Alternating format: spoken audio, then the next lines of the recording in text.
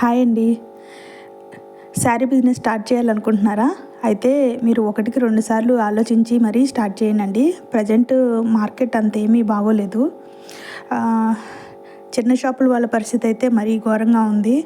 ఎందుకంటే అన్నీ మాల్స్ వచ్చేసాయండి ఎక్కడికక్కడ. అదొకటిను ఫ్రీ బస్ ఒకటి ఉంది కదా, ఎక్కడికక్కడ కస్టమర్స్ ఎలా ఉన్నారంటే ఒక 100 ఐటమ్స్ చూసి అందులో 10 సెలెక్ట్ చేసి ఒకటి తీసుకుందాం అనుకునేటట్టుగా ఉంది ట్రెండ్ ఇప్పుడు. సో అందుకని మీరు చిన్నగా ఏదన్నా బిజినెస్ స్టార్ట్ చేద్దాం అనుకుంటే ఒకటికి 10 సార్లు ఆలోచించి మరీ స్టార్ట్ చేయండి. నేను 2 ఇయర్స్ అవుతుందండి ఇది స్టార్ట్ చేసి. నాకు కూడా ఇది కిడ్స్ వల్ల కొంచెం తీయడానికి రెగ్యులర్గా అవ్వట్లేదు షాపు.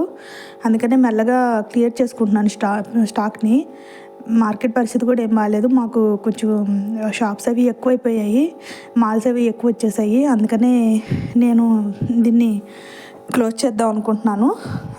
ఎవరికన్నా కావాలంటే ఇంట్రెస్ట్ ఉన్న వాళ్ళు స్క్రీన్ మీద ఉన్న నెంబర్కి వాట్సాప్లో కానీ లేకపోతే డైరెక్ట్ కాల్ కానీ చెయ్యండి. ఏమన్నా శారీస్ కావాలంటే బుక్ చేసుకోండి. కాస్ట్ ఇచ్చేస్తానండి. మీకు బెనిఫిట్ అవుతుంది, ప్లస్ నాకు కూడా తొందరగా క్లియర్ అవుతాయి. థ్యాంక్ యూ అండి, థ్యాంక్ యూ.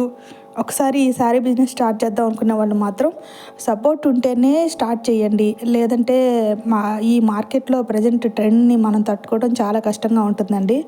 ఏదో అరాకొరాగా స్టార్ట్ చేద్దాము, ఒక 2 lakhsతో 5 lakhsతో స్టార్ట్ చేసేద్దాము, ఏదో సాధించేద్దామని మాత్రం దయచేసి రాకండి.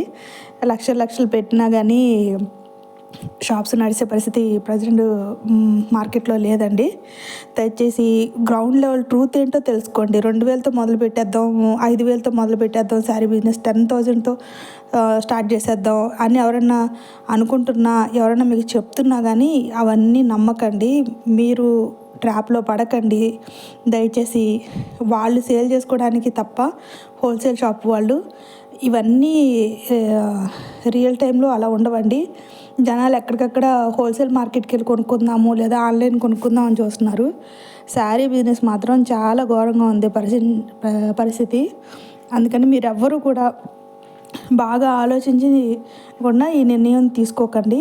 ఒకటికి 10 సార్లు మార్కెట్లో వెరిఫై చేసుకొని ఎలా ఉంది అంతా చూసుకొని ఆ తర్వాతే దిగండి. మేబీ నేను ఇందులో ఎలా చేయలేకపోతూ ఉండొచ్చు, మీరు బాగా దీన్ని చేయగలరేమో. కాకపోతే నా ఎక్స్పీరియన్స్తో ఈ 2 ఇయర్స్లో నేను చూసిన కస్టమర్స్ని బట్టి, ట్రెండ్ని బట్టి నేను అర్థం చేసుకున్న విషయం, మ్యాక్సిమం అప్పు కోసం వచ్చేవాళ్ళు తప్ప, దినం బట్టలకు వచ్చేవాళ్ళు తప్ప షాపులకి ఎవరు రావట్లేదండి. దయచేసి ఈ విషయాన్ని అందరూ గుర్తుపెట్టుకొని దయచేసి మంచి నిర్ణయం తీసుకోండి. ఇలా చేసేద్దాం, ఆన్లైన్లో ట్రెండ్ అయిపోద్ది, లేకపోతే మనకున్న వాళ్ళతో కొనిపించేద్దాం అనే భ్రమలో మాత్రం ఉండకండి.